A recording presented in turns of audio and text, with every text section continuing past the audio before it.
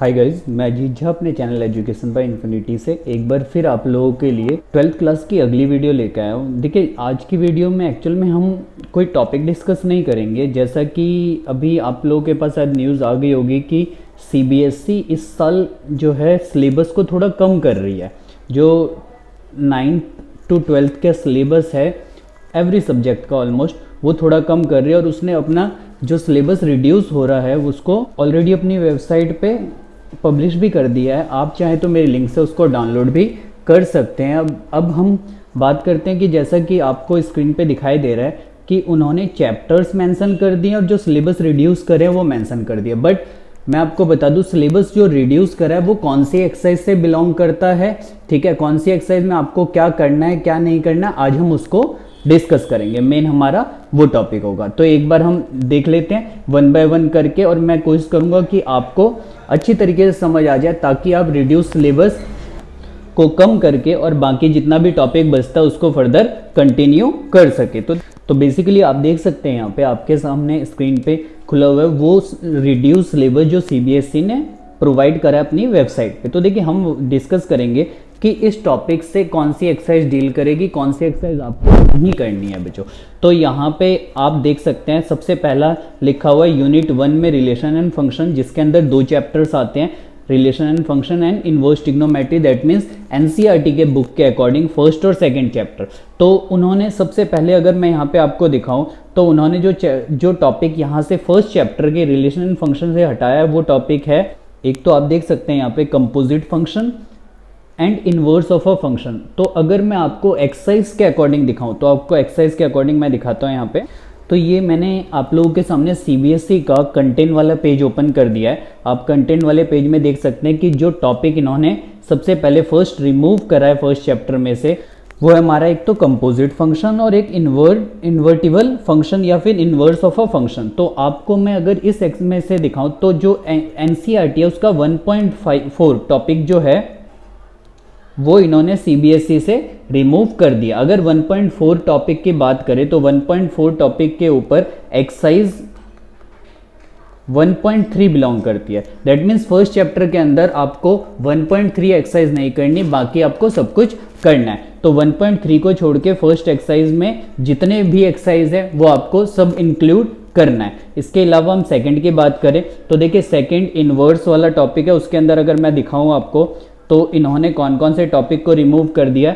तो सेकंड में इन्होंने ग्राफ एक तो रिमूव कर दिया, उसके बाद elementary properties of inverse trigonometry function. तो अगर टॉपिक्स के अंदर हम इनको देखें तो सेकंड चैप्टर के अंदर टॉपिक वाइज ऐसा कुछ मेंशन नहीं है, ना graph of a inverse function का यहाँ पे कोई टॉपिक दिख रहा है आपको, ना दूसरा जो elementary properties of inverse function वो दिख रहा है। तो देखिए, एलिमेंट्री प्रॉपर्टीज और प्रॉपर्टीज ऑफ इनवर्स फंक्शन दोनों का मतलब सेम है। इसका मतलब अगर सेकंड चैप्टर की बात करें तो सेकंड चैप्टर के इस साल के सिलेबस के अकॉर्डिंग 2.3 का टॉपिक जो है वो सीबीएसई ने रिमूव कर दिया। मतलब 2.3 का टॉपिक और इसके ऊपर बेस्ड एक्सरसाइज जो है वो है हमारी exercise number 2.2,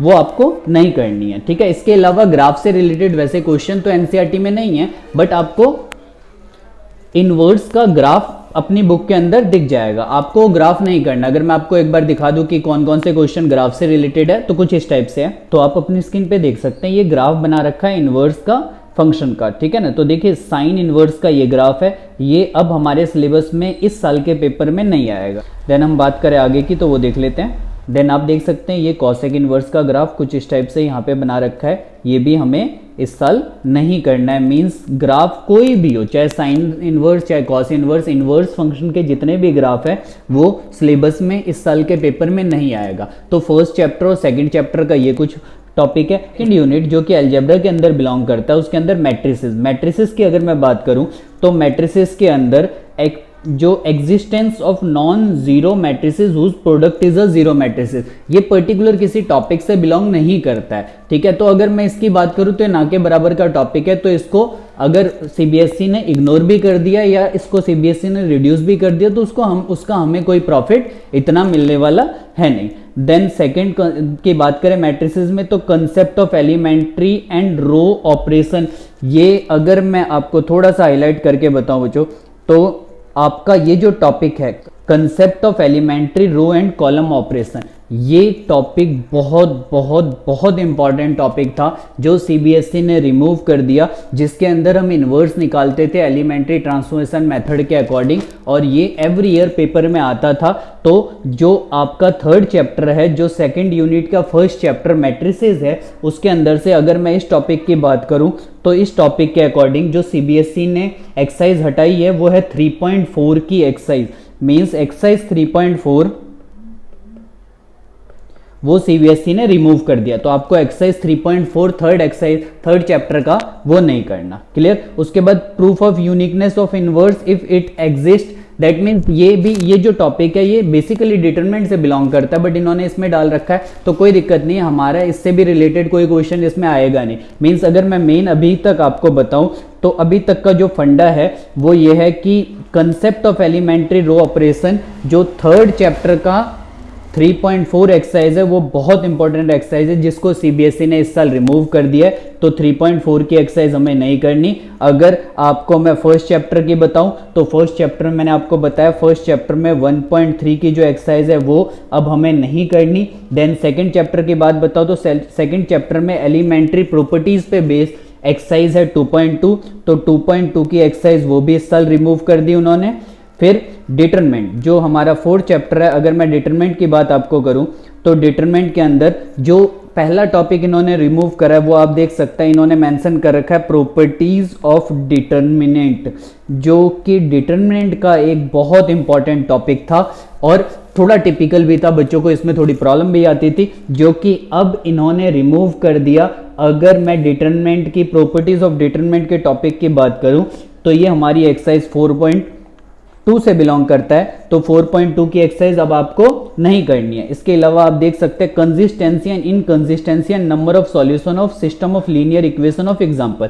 means system of linear equation के अंदर ये टॉपिक कि कंसिस्ट करता है किसी का सॉल्यूशन या नहीं करता, वो टॉपिक इन्होंने हटा दिया है। दैट मीन्स जो क्वेश्चन इसके ऊपर आएगा वो सीधा सीधा सॉल्व करने के ऊपर बेस्ड आएगा, आपको ये नहीं पता करना कि उसका सॉल्यूशन निकलेगा या नहीं निकलेगा। अगर मैं इसकी बात थोड़ा सा एक शॉर्ट में बताऊं तो सिंपल सी बात है कि फोर्थ चैप्टर के अंदर 4.6 एक्सरसाइज का क्वेश्चन नंबर 1 इन्होंने रिमूव कर दिया है, तो 4.6 एक्सरसाइज का क्वेश्चन नंबर 1 भी हमारे सिलेबस के अंदर अब नहीं आएगा या उससे रिलेटेड क्वेश्चन नहीं आएगा। तो ये बात थी यूनिट 1 और यूनिट 2 की। अब आते हैं यूनिट 3 जो कि सबसे इंपॉर्टेंट यूनिट है, कैलकुलस की यूनिट। और कैलकुलस की यूनिट के अंदर से इन्होंने क्या क्या रिमूव करा हम उसको यहाँ पे डिस्कस करते हैं। तो देखिए कैलकुलस के अंदर जो पहला चैप्टर है वो है कॉन्टिन्यूटी एंड डिफरेंशियबिलिटी, जो आपकी एनसीईआरटी के अंदर चैप्टर नंबर 5 है। अगर हम इसको एनसीईआरटी के अकॉर्डिंग नंबर्ड करें तो एनसीईआरटी के अकॉर्डिंग ये चैप्टर नंबर 5 है। चैप्टर नंबर 5 के अंदर से इन्होंने वैसे ज्यादा कुछ रिमूव करा नहीं है, एक रोल्स थ्योरम और लिग्लैंची मीन वैल्यू थ्योरम, ठीक है ना। मींस रोल्स थ्योरम और एमवीटी जिसको हम मीन वैल्यू थ्योरम के नाम से जानते हैं, अब इन्होंने उसको इसके अंदर से रिमूव कर दिया। तो रोल्स थ्योरम और मीन वैल्यू थ्योरम के ऊपर क्वेश्चन नहीं आएगा जो 5th चैप्टर से बिलोंग करता है। इजी टॉपिक था, बच्चों के लिए थोड़ा सा नुकसान है कि इन्होंने इस टॉपिक को रिमूव कर दिया, बट कोई दिक्कत नहीं। अगर मैं इसकी एक्सरसाइज की बात करूं तो ये जो एक्सरसाइज बिलोंग करती है 5th चैप्टर में से, ये हमारी एक्सरसाइज है 5.8।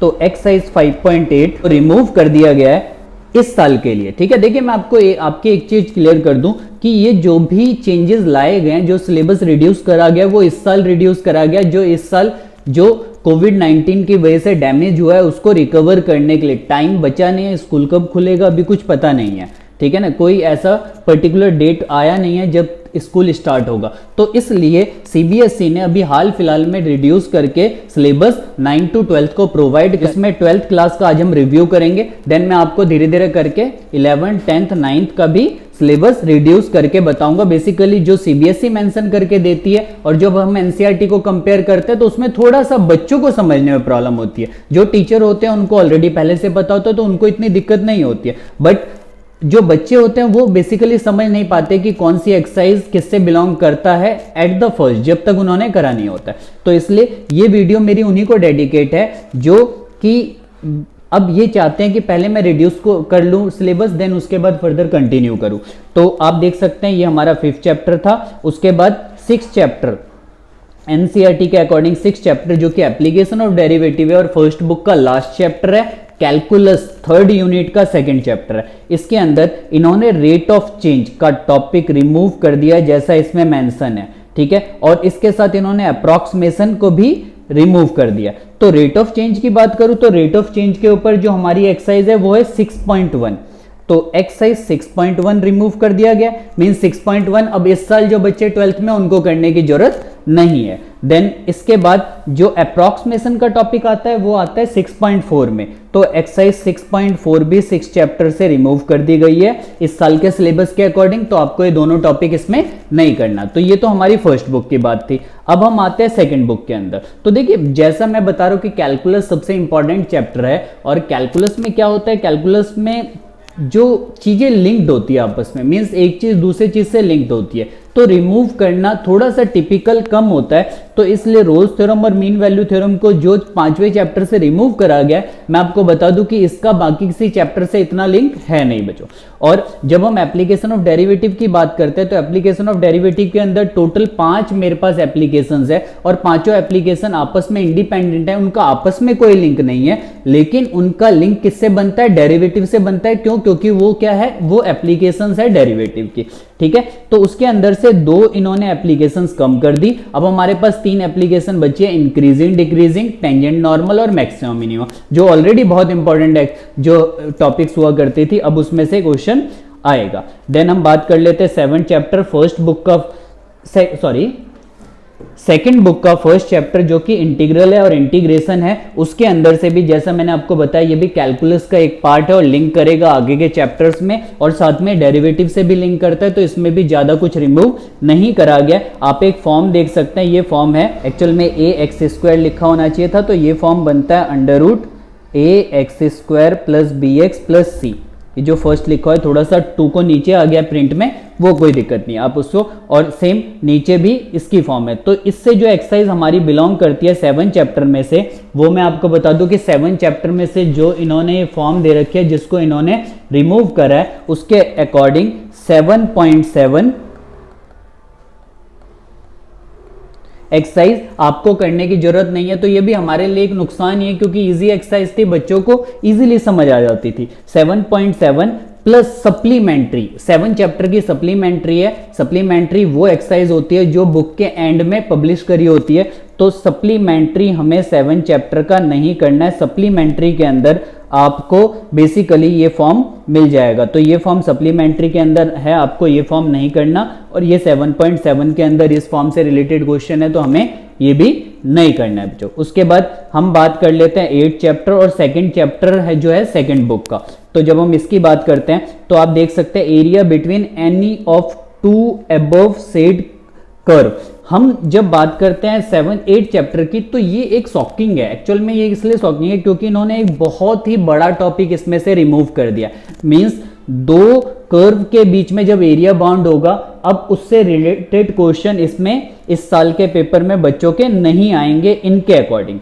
तो मैं आपको बता दूं कि इसके ऊपर जो टॉपिक, ये जो मेरे पास टॉपिक लिखा हुआ है, इसके ऊपर जो एक्सरसाइज बिलोंग करती है इसके अंदर, वो एक्सरसाइज 8.2 बिलोंग करती है, और मिसलिनियस में भी इसके बहुत सारे क्वेश्चन है, तो वो भी रिमूव हो जाएंगे। तो मतलब इस साल के पेपर में आप 8.2 नहीं कर पाएंगे, नहीं आएगा, और 8.1 जो बहुत इजी है 8.2 के कंपैरिजन में, वो आपको सिर्फ करना है। देन हम बात कर लेते हैं चैप्टर नंबर 9 जो कि डिफरेंशियल इक्वेशन है और कैलकुलस का लास्ट चैप्टर है, और 2nd बुक का जो मेरे पास है वो 3rd चैप्टर। डिफरेंशियल इक्वेशन में इन्होंने बहुत कुछ रिमूव कर दिया है। बहुत कुछ रिमूव करने का मतलब, जो मैं आपको ये टॉपिक पढ़ दूं, ये लिखा है formation of differential equation whose general solution is given.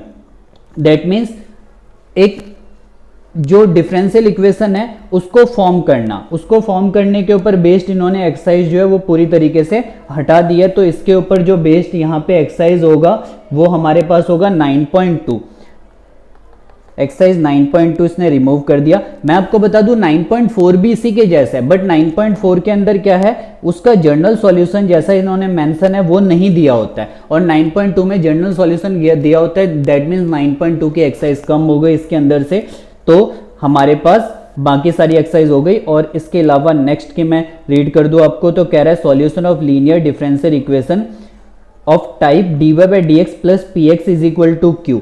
तो जो सॉल्यूशन ऑफ डिफरेंशियल इक्वेशन की हम बात करते हैं उसके अंदर 3 टॉपिक आता है। 3 टॉपिक में एक वेरिएबल सेपरेबल फॉर्म है, एक होमोजीनियस लीनियर और उसके बाद लीनियर डिफरेंशियल इक्वेशन। तो लीनियर डिफरेंशियल इक्वेशन के अंदर 2 फॉर्म आती है।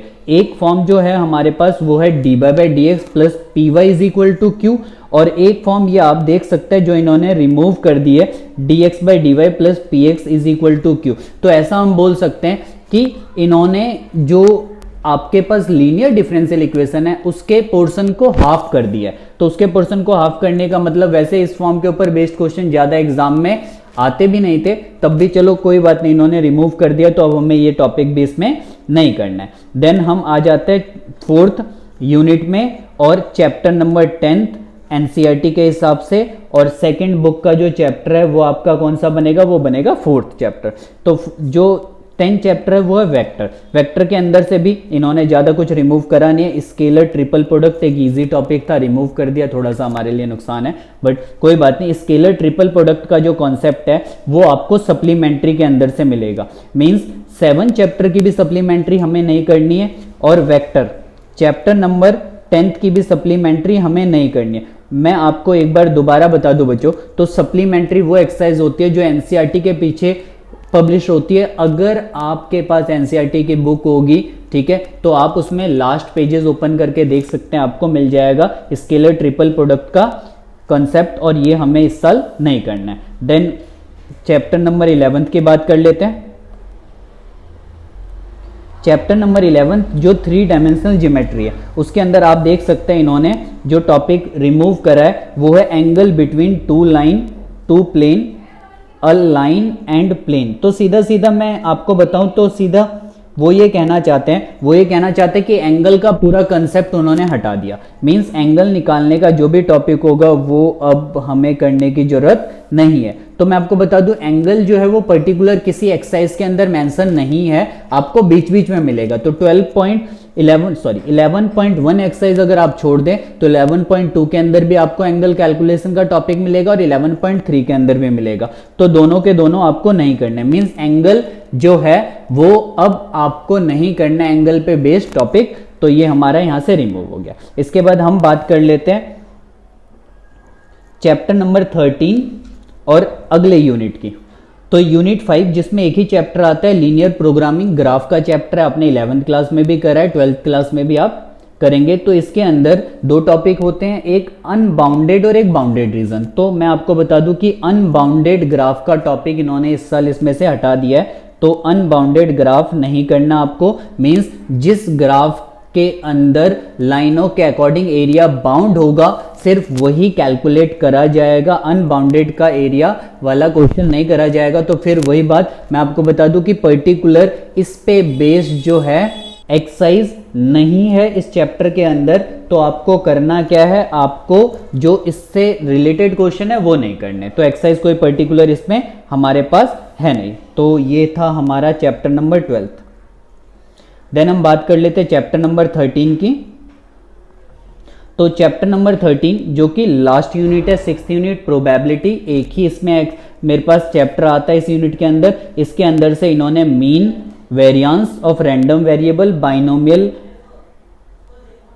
Probability distribution, binomial probability distribution का टॉपिक और मीन वेरिएंस और रैंडम मीन और वेरिएंस जो है वो इन्होंने रिमूव कर दिया। तो अगर इसके अकॉर्डिंग मैं आपको एक्सरसाइज बताऊं तो मीन और वेरिएंस जो पर्टिकुलर कोई एक्सरसाइज में आपको नहीं मिलेगा, एक्सरसाइज में कुछ सेलेक्टेड क्वेश्चन आपको मिलेंगे प्रोबेबिलिटी डिस्ट्रीब्यूशन वाली एक्सरसाइज के अंदर। बट बाइनोमियल की जब हम बात करते हैं तो बाइनोमियल की पूरी एक्सरसाइज है जो अब आपको नहीं करनी है, और ये हमारी एक्सरसाइज बनती है 13.5।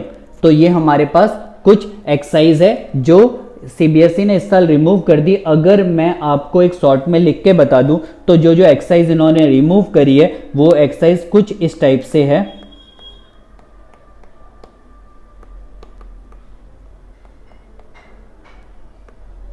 वन 1.3 एक्सरसाइज आपको नहीं करनी, एक्सरसाइज 2.2 नहीं करनी हमें, अब एक्सरसाइज 3.4 नहीं करनी है, एक्सरसाइज 4.2 नहीं करना हमें, एंड एक्सरसाइज 4.6 का क्वेश्चन नंबर फर्स्ट नहीं करना, देन एक्सरसाइज 5.8 नहीं करनी हमें,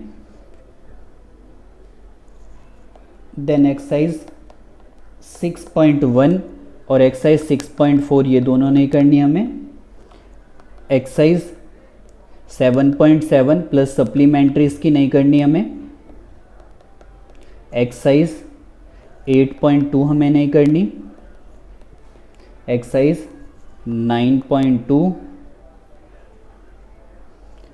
पूरी नहीं करनी है, और 9.4 के ऊपर बेस्ड एक क्वेश्चन है वो हमें नहीं करना, तो जो उसको मैं यहाँ पे मेंशन नहीं कर रहा हूँ। देन उसके बाद चैप्टर 10th का सप्लीमेंट्री नहीं करना आपको, चैप्टर नंबर 11th की कोई भी पर्टिकुलर एक्सरसाइज रिमूव नहीं करी है तो उसको हमें मेंशन करने की ज़रूरत नहीं है। 12th का भी सेम यही कॉन्सेप्ट है। और अगर हम एक्सरसाइज चैप्टर 13 की बात करें तो उसके अंदर से 13.5 नहीं करनी है। तो देखिए ये जो मैंने यहाँ पे लिखा है ये पूरी एक्सरसाइज हमें नहीं करनी है। इसके अलावा जो हमारे पास है तो छोटे छोटे टॉपिक्स के मैंने आपको बता दिए कौन कौन से चैप्टर है वो नहीं करने हैं। इसके अलावा ठीक है ना, तो ये आप अपने अकॉर्डिंग अपना एक टाइम शेड्यूल बनाइए और जैसा भी आप जहाँ से भी प्रिपेयर कर रहे हैं प्रिपेयर करिए। आपको अगर मेरी वीडियोस से प्रिपेयर करना है, अगर मेरे चैनल पे आप नए हैं तो आप मुझे सब्सक्राइब कर सकते हैं। आपको टॉपिक्स की वीडियोस मिलती रहेगी और ऑलरेडी कुछ वीडियोस मैंने बना भी रखी है, आप उसको भी देख सकते हैं। ठीक है, सीबीएसई बहुत अच्छा काम कर रही है। ठीक है, वो पूरी कोशिश कर रही है कि जो भी डैमेज हुआ है उसकी रिकवरी कर सके। ठीक है, बच्चों का जो भी नुकसान हुआ है वो कर सके। बट नो डाउट मैं आपको बताऊं कि सिलेबस कम होना हमें अच्छा लगता है, बट सिलेबस कम होके किसी तरीके से इस साल 12th तो निकाल लेंगे, बट हमें आगे भी इन सिलेबस के इन टॉपिक्स का यूज़ करने को मिल सकता है। तो आप प्रिपेयर करिए, ठीक है ना, मेरे चैनल को सपोर्ट करिए। अगर आपको ये वीडियो अच्छी लगी तो आगे शेयर कर सकते हैं। कोई प्रॉब्लम है आपको तो आप मैसेज करके मुझसे पूछ सकते हैं, या कोई आपके डाउट हो, ठीक है, कोई सजेशन हो मेरी वीडियो के रिगार्डिंग तो आप मेरे से पूछ सकते हैं। मैं आपकी हेल्दी लाइफ और एक अच्छे रिजल्ट की कामना करता हूँ। Thank you so much.